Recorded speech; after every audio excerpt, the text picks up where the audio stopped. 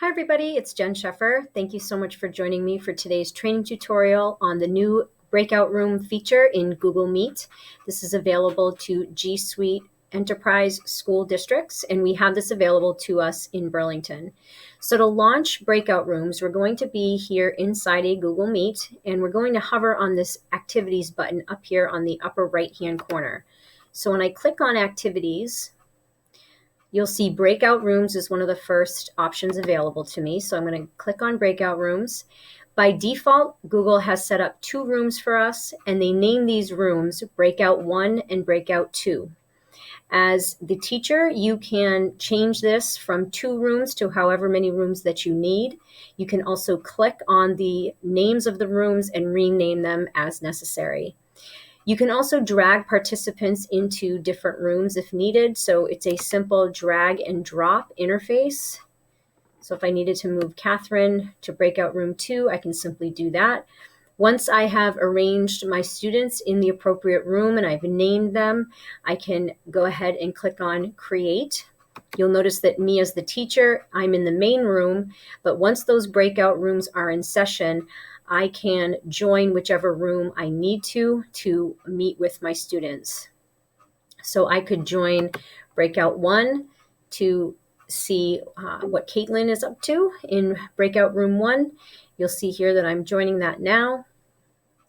And then I can leave that room and go to a different breakout room to check on the students in the different rooms. So you can see here, I'm now in Breakout 1. I may have decided to rename that room, in which case the name of the room would appear in that bar there on the top. I also have the option to edit the breakout rooms at any time, even when the breakout rooms are in session. I can do that. I can leave this breakout room here, and I go back into the main room.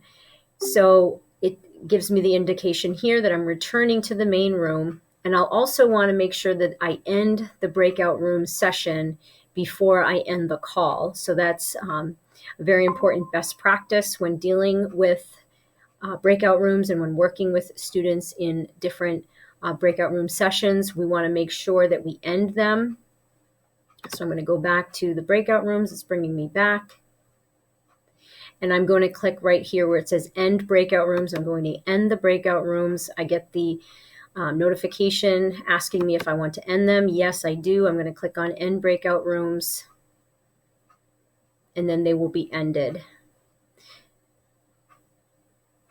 So you can see here, you can bring those students, drag them back up into the main room with you. And I can also just simply click on Clear right here. And when I click on Clear, you'll notice all the participants go back into the main room.